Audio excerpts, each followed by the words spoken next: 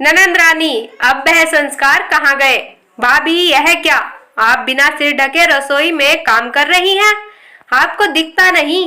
पापा सामने हॉल में ही बैठे हैं।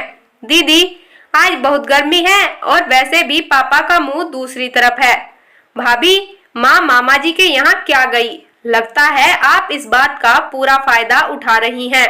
माँ के सामने तो आपका पल्लू आपके सिर से कभी नहीं हटता। अपनी ननंद की सुरभि की इस बात पर कविता तिलमिलाकर रह गई। वो मानती थी कि सास ससुर पुराने ख्यालातों के हैं, पर ननंद तो आज के जमाने की ही है। उसे तो अपनी भाभी को समझना चाहिए था। लेकिन सास की गैर मौजूदगी में जैसे सुरभि ने ही सारे संस्कारों को पूरा करवाने का जिम्मा अपने ऊपर ही ले लिया था। वह अपनी भाभी की छोटी छोटी गलतियों पर ध्यान देती और शाम को अपनी मम्मी के पास फोन करके उन्हें सारी रिपोर्ट देती। माँ, आज भाभी नाइटी पहनकर कमरे से बाहर आ गई। माँ, आज भाभी अपनी माँ से 1 घंटे तक फोन पर बातें करती रही। माँ, आज मंगलवार था फिर भी भाभी ने खाने में प्याज डाल दिया। हे भगवान, यह छोटी सी ननंद तो बहुत खोटी थी। यह भी कोई बताने वाली बात हुई? कविता के ससुर जी सुबह 7 बजे उठते थे। अगर उससे पहले पहले कविता अगर बाहर नाइटी पहनकर नहाने धोने चली गई तो इसमें क्या बुराई थी? खाली वक्त में अगर उसने अपनी माँ से बात कर भी ली तो इसमें क्या हो गया? माना उसने मंगलवार में खाने में गलती से प्याज डाल दिया, पर सभी ने मजे से खा भी लिया, तो सुरभि को यह बात भी माँ को बताने की क्या जरूरत थी? कविता के पति रोहन कविता से कई बार कह चुके थे कि तुम घर में सूट पहन लिया करो, लेकिन कविता कह देती कि आप पहले मम्मी जी से इजाजत दिला दो तब पहनूंगी। लेकिन अपनी माँ के सामने कुछ कहने की हिम्मत तो रोहन में भी नहीं थी। सुरभि केवल 17 साल की थी। उसने अपनी माँ को आज तक जैसे रहते हुए देखा था, उसके लिए बस वही आदर्श बहू के संस्कार थे। वह यह चाहती थी कि उसकी भाभी कविता भी उन्हीं पद चिन्हों पर चले।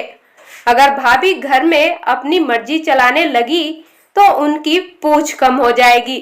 एक बार जब कविता अपने मायके गई हुई थी तो अपनी सहेलियों के साथ घूमने फिरने की कुछ तस्वीरें, जिसमें उसने जींस पहनी हुई थी, फेसबुक पर साझा कर दी।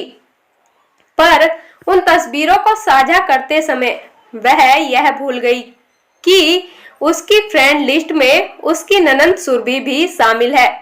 बस फिर क्या था? कविता जब वापस ससुराल आई तो सास ससुर और ननंद तीनों का मुंह सूजा हुआ था।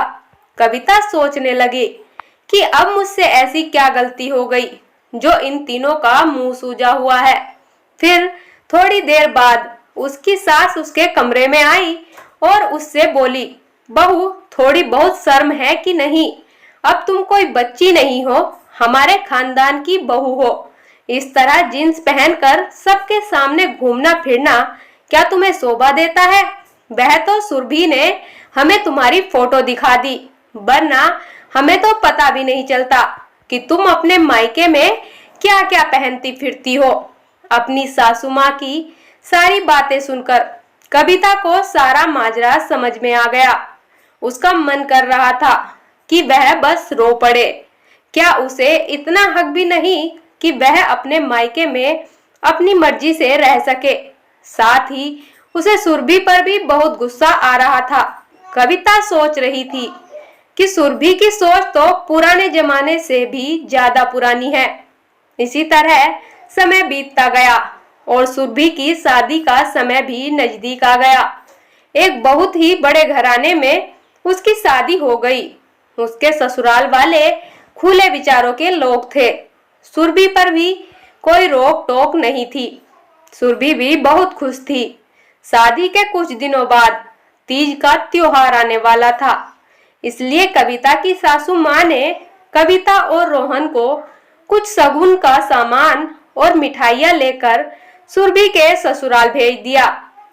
जब कविता और रोहन सामान लेकर सुरभि के घर पहुंचे तो कविता सुरभि को देखकर स्तब्ध रह गई। बिना दुपट्टा लिए ही सुरभि अपने सास ससुर के सामने ही इधर उधर घूम रही थी।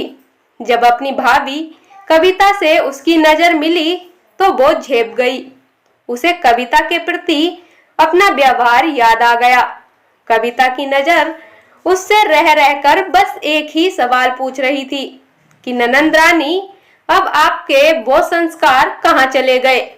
खाने पीने के बाद जब कविता सुरभि के साथ कमरे में गई तो सुरभि ने खुद ही अपनी सफाई देते हुए कहा, भाभी यहाँ सभी मॉडर्न विचारों के हैं और इन्हें भी मेरा साड़ी वाड़ी पहनना अच्छा नहीं लगता। इस पर कविता ने चुटकी लेते हुए कहा, पर सास ससुर का रिश्ता तो सभी के लिए समान ही होता है ना सुरभि दीदी, आखिर वो है तो बड़े ही ना, और फिर हमारे घर के संस्कार तो इसकी इजाजत नहीं देते हैं, है ना। सुरभि को कुछ कहते नहीं बन रहा था। तब कविता ने सुरभि का हाथ पकड़कर कहा, सुरभि दीदी, मैं खुश हूँ कि आपको मेरी तरह अपना मन मार कर नहीं रहना पड़ता। बस मैं तो यह कहना चाहती हूँ कि एक भाभी अपने देवर और अपनी ननंद में अपने भाई बहन को ढूंढती है। उसे तो बस उनका साथ और अपनापन चाहिए होता है। मैं जानती हूँ मेरा वह समय निकल गया और अब वह वापस नहीं आने वाला। भगवान करे आप हमेशा खुश रहें और अपने ससुराल वालों को हमेशा अपना समझे। बस मेरी तो ईश्वर से यही कामना है। अपनी भाभी की बातें सुनकर सुरभि की आंखें छलक गई। उसे एहसास हो गया था कि उसने कविता के साथ कितना बुरा व्यवहार किया है।